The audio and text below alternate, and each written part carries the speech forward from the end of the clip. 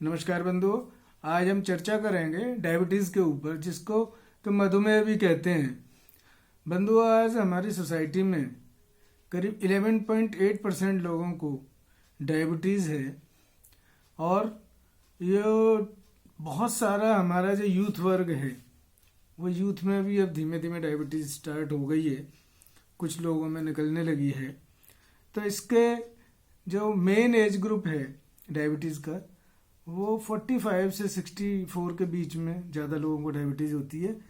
तो पहले डिस्कस करते हैं कि भाई जो डायबिटीज़ के रिस्क फैक्टर क्या हैं। तो डायबिटीज़ के रिस्क फैक्टर होते हैं कि पहला तो एज है, कि जो एज ग्रुप हमारा 45 से 65 के बीच में ये एज ग्रुप है, तो वो वल्नरेबल होते हैं डायबिटीज़ के लिए। दूसरा है ओबेसिटी, जो ओवरवेट लोग होते हैं वो जो है इसके लिए डायबिटीज़ के लिए प्रोन होते हैं।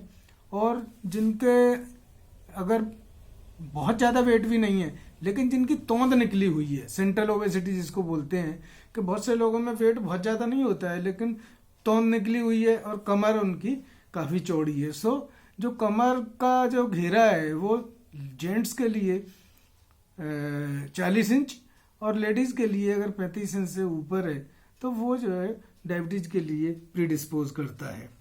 डाइट है, जो डाइट हमारी कार्बोहाइड्रेट की अधिकता होती है और फैट की अधिकता होती है। तो जो हमारी यहाँ की जो डाइट है, जिसमें कि हम लोग बहुत ज़्यादा फैट और बहुत ज़्यादा कार्बोहाइड्रेट लेते हैं, ये जो डाइट है तो ये जो है पुअर डाइट में गिनी जाती है और ये भी डायबिटीज़ के लिए प्रीडिस्पोज करती है।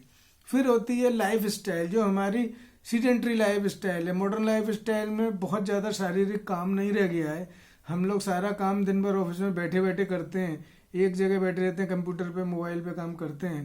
तो इससे जो है हमारी जो बॉडी की जो मेटाबॉलिक एक्टिविटीज़ हैं वो इफेक्टेड होती हैं। तो इससे इंसुलिन रेजिस्टेंस डेवलप हो जाता है और हमें डायबिटीज़ हो जाती है। फिर एक होती है गेस्टेशनल डायबिटीज़, जिसमें कि जो प्रेगनेंसी के टाइम में लेडीज़ को हो जाती है, उसमें जो है ना प्रेगनेंसी भी एक स्ट्रेस है, उससे जो है डायबिटीज़ इंड्यूस हो जाती है। फिर जो बच्चे हैं जो ओवरवेट होते हैं जन्म के टाइम पे, जिन बच्चों का जन्म 9 पाउंड से ज़्यादा होता है, जिन बच्चों का वेट जन्म के समय में, उनमें डायबिटीज़ होने की संभावना ज़्यादा रहती है।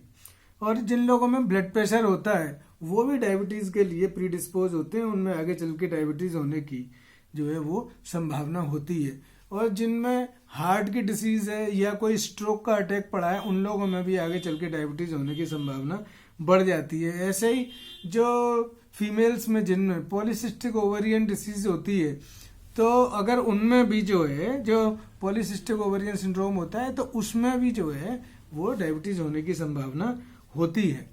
और सबसे जो मुख्य कारण है वो है आजकल स्ट्रेस, जो हमारे वर्तमान जीवन की स्ट्रेस और स्ट्रेन है ये, और डिप्रेशन है, निराशा की जो भावनाएं हैं, वो जो है डायबिटीज़ के लिए बहुत ज़्यादा जो है वो एक्सपोज करती हैं और प्रीडिस्पोज करती हैं।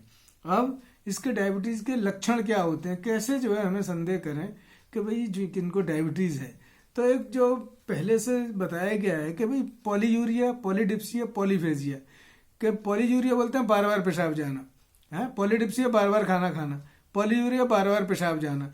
तो और इसके अलावा कि भाई किसी को अगर थकान हो रही है और कंफ्यूजन होता है, फटीग रहती है और हाथ पैरों में झंझनाहट हो रही है या आंखों में कोई प्रॉब्लम हो रही है, कुछ जो है इस तरीके के लक्षण पैदा हो रहे हैं, तो फिर हमें डायबिटीज़ का संदेह होना चाहिए। लेकिन मुख्य लक्षण यही हैं जो कि इसमें पॉलीयूरिया, पॉलीडिप्सिया, पॉलीफेजिया वाले। अच्छा, अब डायग्नोसिस के लिए हमारे जो शुगर है वो टेस्ट कराते हैं। तो शुगर कराने में हम फास्टिंग कराते हैं, पीपी कराते हैं और HbA1c कराते हैं, जो 3 महीने वाली शुगर होती है। तो फास्टिंग और पीपी कराने में अगर फास्टिंग का लेवल 100 से 140 के बीच में है, वैसे तो 100 से 120 तक नॉर्मल होता है, लेकिन 140 तक भी आजकल मानते हैं कि चलो भाई आपको जो है वो प्री डायबिटिक में मान लिया, लेकिन डायबिटीज़ उसको अभी लेवल नहीं करते हैं। ऐसे ही खाने के 2 घंटे बाद वाली जो शुगर है वो अगर ये 180 के नीचे है तो आप नॉन डायबिटिक हैं, लेकिन अगर 180 से 200 के बीच में है तो प्री डायबिटिक होते हैं। और 199 तक प्री डायबिटिक होते हैं, 200 पे जाके फिर डायबिटीज डिक्लेयर कर देते हैं और वहां से फिर ट्रीटमेंट स्टार्ट डायबिटीज का हो जाता है। तो ये जो है, और तीसरा HbA1c है। HbA1c में जो 3 महीने का जो लेवल है HB का वो लिया जाता है। इसमें जो शुगर है वो अपना जो ब्लड सेल के ऊपर जमा हो जाती है, तो उसको जो है नापते हैं, तो 3 महीने की शुगर का एवरेज उससे पता लग जाता है। तो HbA1c अगर हमारी 6.4 से नीचे है तो हमें डायबिटीज नहीं है। अगर 6.4 से ऊपर चली, 6.5 से ऊपर है, 6.5 या इससे ऊपर है, तो डायबिटीज लेवल कर देते हैं। तो HbA1c अगर हम कराते रहें तो उससे भी जो है इसकी जांच हो जाती है। और जो इसका डायबिटीज को हमें किस तरीके से मैनेज कैसे करना है, तो मैनेज करने के लिए तो हम क्या करते हैं कि भाई लाइफ स्टाइल अपना चेंज करेंगे, एक्सरसाइज करेंगे, वेट रिड्यूस करेंगे, और खाना हम 4-5 दफे में खाएंगे। अगर आप खाने को थोड़ा थोड़ा मील लीजिए, इसमें डायबिटीज में मेटाबॉलिक डिसऑर्डर है, कैलोरी कंट्रोल करना है, क्योंकि आपको जो है वो अगर थोड़ा थोड़ा कई बार में लेंगे तो आपका जो बॉडी में जो इंसुलिन है वो उस जो है ना ग्लूकोज को टैकल कर सकता है। लेकिन अगर आप 2 बार खाना खा रहे हैं या 3 ही बार खा रहे हैं तो वो इंसुलिन रेजिस्टेंस हो जाती है, तो वो उसको जो है टैकल नहीं कर पाती है। तो आप जो है पीस मील में खाना खाइए, चाहे 4-5 दफे में कराइए, हाई रफेज डाइट लीजिए, हाई फाइबर डाइट लीजिए, और जो ब्लड ग्लूकोज है उसकी हमें टाइम टू टाइम मॉनिटरिंग भी करते रहें, और अपने स्ट्रेस को कंट्रोल करना है। स्ट्रेस को कंट्रोल करने के लिए आप मेडिटेशन करें, योगा करें, प्राणायाम करें, ध्यान लगाएं, और जो हमारी भजन पूजा है और जो पुस्तकों का अध्ययन है, लिटरेचर का अध्ययन है, वो करें। भजन सुन रहे हैं या म्यूजिक है, कोई हॉबी का कार्य है, वो आप कर सकते हैं। और पानी अच्छी तरीके से पिएं, क्योंकि जो डायबिटीज है इसमें बार बार पेशाब जाने से डिहाइड्रेशन हो जाती है, साल्ट और इलेक्ट्रोलाइट का डिसबैलेंस भी हो जाता है। तो इसलिए पानी जो है पूरी मात्रा में बिल्कुल हमें लेना चाहिए, और कम से कम 6 से 8 घंटे की हमें साउंड स्लीप लेनी चाहिए। और इसके बाद जो हमारी जो मील प्लानिंग है वो बिल्कुल सही तरीके से होनी चाहिए। और जो टेस्टिंग है, कम से कम HbA1c की टेस्टिंग हमें हर 3 महीने में कराते रहना चाहिए। और अपने जो डॉक्टर साहब हैं, जो भी अपने फैमिली डॉक्टर हैं, उनसे जो है टाइमली चेकअप करा के और उनको अपनी सारी रिपोर्टें दिखाती रहनी चाहिए। और घर में आपको जो शुगर चेक करने वाली जो स्टिक है, वो वाली मशीन है, वो घर में एक्यू चेक या कोई अन्य मशीन मोरपेन के ले आइए, कोई भी मशीन ले आइए, बहुत सस्ती मिल जाती हैं आजकल, जो है विदिन 1000, 500, 600, 650, 700 रुपये में भी मिल जाती हैं मशीनें। और उनसे अपना टाइमली चेकअप जो है वो बीच बीच में करते रहिए, जिससे कि आपको पता रहे। अब जो दवाइयां हैं, डॉक्टर साहब ने जो दवाइयां बताई हैं उनको बिल्कुल टाइमली लें, और मील का जो है ना जरूर ख्याल रखें। कई बार होता है कि हम दवा खा लेते हैं और दवा खाने के बाद में खाना नहीं खाया, हमने भूल गए, कोई आ गया मिलने के लिए, बातों में लग गए और पता लगा शुगर लो हो गई, बेहोश होने जा रहे हैं। तो इन सब चीज़ों का हमें ख्याल रखना चाहिए कि अगर हमने गोली खा ली है तो खाना खा लें, खाने को ना भूलें।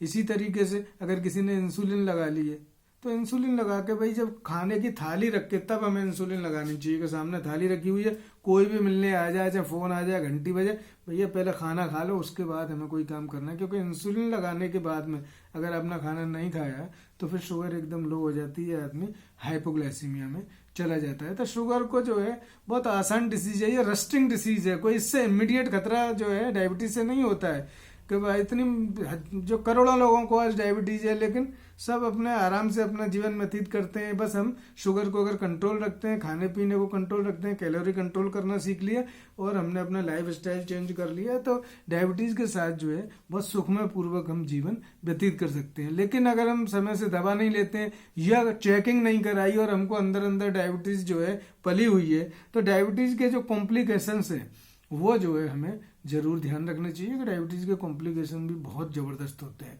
एक्यूट कॉम्प्लिकेशन में क्या होते हैं, जो अचानक जो है हो सकते हैं। अगर मान लिया किसी को डायबिटीज अनडायग्नोस्ड है, पता ही नहीं है कि उन्हें डायबिटीज है, तो वो जो है वो डायबिटिक कोमा में जा सकते हैं। 2 तरह का कोमा होता है, एक तो हाइपर ऑस्मोलर कोमा होता है, एक हाइपर ऑस्मोलर डायबिटिक जो है वो कोमा हो गया, और एक हो जाता है डायबिटिक कीटो एसिडोटिक कोमा। तो जो कीटो एसिडोटिक कोमा है वो तो भूखा रहने से जो है जल्दी जो है वो डेवलप हो जाता है कि अपना खाना नहीं खाया, अंदर डायबिटीज है, आपको पता नहीं है, तो वो जो है कीटोसिस हो गई, क्योंकि ग्लूकोज जो है उतना है नहीं, तो फैट बर्न होना बॉडी में चालू हो जाता है और कीटोसिस हो जाती है और उससे हमारी तबीयत खराब हो जाती है और इमरजेंसी सिचुएशन अराइज होती है। दूसरा होता है कि हाइपर ऑस्मोलर है नॉन कीटोटिक डायबिटिक कोमा। उसमें शुगर जो है वो जो जब हमारी 600 के करीब शुगर पहुंच जाती है या उसके ऊपर पहुंच जाती है तब जाके वो आदमी कोमा में जाता है। लेकिन उसमें भी आदमी को घबराहट होगी, बार बार पेशाब जाएगा, मुंह सूख जाएगा, डिहाइड्रेशन हो जाएगा, थकान हो जाएगी और इलेक्ट्रोलाइट इम्बेलेंस हो जाएगा। उससे कई बार कार्डियक कॉम्प्लिकेशन भी हो जाते हैं, एरिथमिया हो गया, ये सब हो गए। सो ये बड़ी खतरनाक सिचुएशन, ये एक्यूट कॉम्प्लिकेशंस होते हैं। तीसरा होता है हाइपोग्लाइसेमिक कोमा। हाइपोग्लाइसेमिक कोमा भी इसका एक बहुत बड़ा कॉम्प्लिकेशन है। जो लोग खाना खा लिए, दवा जो है दवा ले ली और खाना नहीं खाया, तो उनके कोमा में जाने का डर रहता है, हाइपोग्लाइसीमिया डेवलप हो जाता है, या इंसुलिन लगा लिया, खाना नहीं खाया। तो ये 3 जो है वो एक्यूट इमरजेंसी है, इनका हमें ध्यान रखना चाहिए। सो डायबिटीज का मैनेजमेंट जो है वो टाइमली करना चाहिए, और जो दवाइयां हैं या जो लोग इंसुलिन पे हैं वो इंसुलिन को टाइमली लें और बाकी दवाइयों को भी टाइमली लें। तो इस चीज का हमें ध्यान रखना चाहिए। अदर जो कॉम्प्लिकेशंस होते हैं वो क्या होते हैं कि जो मेजर हमारी वेसल्स हैं उनकी जो अंदर की लेयर है वो इससे खराब हो जाती है, जिससे कि हमें हम जो है हार्ट की डिसीज होती हैं, कार्डियोवास्कुलर डिसीज हो जाती है, एथीरोस्क्लेरोसिस हो जाती है। जगह जगह हमारे एथीरो में जो है वो पैच जमा हो जाते हैं। तो सर्कुलेटरी जो है पेरिफेरल सर्कुलेशन में भी हमारी आर्टरी वगैरह उनमें जो है अंदर डिसीज हो जाती है, तो उसकी वजह से सर्कुलेशन हमारा ब्लॉक हो जाता है। तो वो कई बार डायबिटिक फुट हो जाता है, जो डायबिटिक अल्सर हो गई, डायबिटिक फुट हो गया, न्यूरोपैथी हो गई, पता ही नहीं लगता है, नर्व डैमेज हो जाती हैं छोटी छोटी। तो न्यूरोपैथी होने से पेरिफेरल न्यूरोपैथी हो गई तो हाथ पैर सुन्न हो गए, चोट लग जाती है, इंजरी हो जाती है, जख्म हो जाती है, इन्फेक्शन हो गई, तो फिर वो जो है कभी कभी वो डायबिटिक फुट हो के पैर कटवाना भी पड़ता है मनुष्य को। इसी तरीके से किडनी की बीमारी हो जाती है। किडनी में जो हमारी माइक्रो वेसल्स हैं वो डैमेज हो जाती हैं, तो उससे जो है डायलिसिस पे आना पड़ता है कि अगर रीनल फेलियर हो जाता है, किडनी डैमेज हो गई, तो आप जो है वो ये भी एक इसका डायबिटीज का कॉम्प्लिकेशन होता है। इसके अलावा जो हमारी मसूड़ों में भी बीमारियां हो जाती हैं, मसूड़े भी जो है हमारे खराब हो जाते हैं और उनमें भी जो है वो बीमारियां हो जाती हैं। इसी तरीके से हमारे रेटिना में भी बीमारियां हो जाती हैं। जो हमारा रेटिना है वो जो है डायबिटीज में खराब हो जाता है, मैकुला और रेटिना, इससे हमारी विजन खराब हो जाती है और जो है वो जल्दी अंधता आती है। तो ये जो कॉम्प्लिकेशंस है हमारे पेरिफेरल न्यूरोपैथी के, इसके ऐसे ही ऑटोनोमिक न्यूरोपैथी भी डेवलप हो जाती है। जो हमारा ऑटोनोमिक नर्वस सिस्टम है उसकी भी जो नर्व है वो डैमेज हो जाती हैं। तो कई बार जो है डायबिटीज वाले को या तो जो है कॉन्स्टिपेशन हो गई या डायरिया हो गया, या कभी कभी वो बैलेंस गड़बड़ हो जाता है, वो गिरने लगता है या पेट फूलने लगता है, जो है गैस्ट्रोपेरेसिस हो गई, एकदम पेट फूल गया। सो बहुत सारे कॉम्प्लिकेशन डायबिटीज की वजह से हमारे पैदा हो जाते हैं। इन सब कॉम्प्लिकेशन से बचने का सिर्फ एक ही तरीका है कि हम अपनी शुगर को कंट्रोल में रखें, खाने पीने पर कंट्रोल रखें, टाइमली दवा लें, एक्सरसाइज करें, घूमें टहलें, व्यायाम करें और ध्यान जरूर करें। मेडिटेशन का इसमें बहुत बड़ा रोल है। मेडिटेशन से हमारे जो स्ट्रेस है वो कम हो जाती है, हैप्पी हार्मोन रिलीज होते हैं और हमारा स्ट्रेस लेवल कम होने से सिंपैथेटिक जो एक्टिविटी वो कम हो जाती है, सिंपैथेटिक टोन डाउन हो जाती है, पैरासिम्पैथेटिक टोन बढ़ जाती है। तो उससे हमारे बॉडी जो है वो कंट्रोल में रहती है और जो हमारे ये जो स्ट्रेस हार्मोन्स हैं इनका लेवल, कोर्टिसोल, एड्रेनालिन वगैरह, इनका लेवल जो है कम हो जाता है और हमारी जो है शुगर कंट्रोल में आसानी होती है। अब इसके बाद में जो हमें जो स्मोकिंग है, ये स्मोकिंग भी जो है बड़ा नुकसान करती है, इसको भी हमें छोड़ देना चाहिए और अच्छा हेल्दी खाना खाना चाहिए और रेगुलर हमें जो है मॉनिटरिंग करते रहना चाहिए। इन जो है चीज़ों को अगर हम ख्याल रखें तो हम डायबिटीज़ को बहुत अच्छी तरीके से मैनेज कर सकते हैं। तो बंधुओं, डायबिटीज़ को मैनेज करने के मोटे मोटे मॉनिटर करने के 3 तरीके हैं। एक तो monitor your blood sugar regularly, control your BP और कंट्रोल योर लिपिड प्रोफाइल। जो हमारा चिकनाई है उसको भी कंट्रोल में रखें। अगर चिकनाई कंट्रोल नहीं होती है तो साथ में जो है कोलेस्ट्रॉल की दवा डॉक्टर साहब से जो है वो अपने आप लिखेंगे, उनको टाइमली खाएं और हम अपने इसको जो है वो कंट्रोल में रखें। तो बंधुओं, इस तरीके से कुछ और भी कॉम्प्लिकेशन होते हैं जो कि मेल्स में और फीमेल्स में होते हैं। कुछ जिनमें के बहुत दूसरे तरीके की कमजोरियां हो जाती हैं, और जो इसलिए हमें वो ध्यान रखना है कि भाई इरेक्टाइल डिस्फंक्शन भी हो जाते हैं, इसमें इम्पोर्टेंसी भी हो सकती है डायबिटीज़ में। सो हमें अगर इनको डायबिटीज़ में बिल्कुल स्वस्थ रहना है तो हम परहेज से रहें, टाइम से दवा लें और नियमित रूप से अपने चेकअप कराएं, और योग प्राणायाम ध्यान का अपने जीवन में जरूर समावेश करें, और अपने जीवन को सुखमय बनाएं और अपनी डायबिटीज से के साथ रहना सीखें, क्योंकि ये तो आज के ज़माने की मजबूरी है कि हमें किस तरीके से डायबिटीज में हेल्दी रहना है। ओम शांति शांति, धन्यवाद।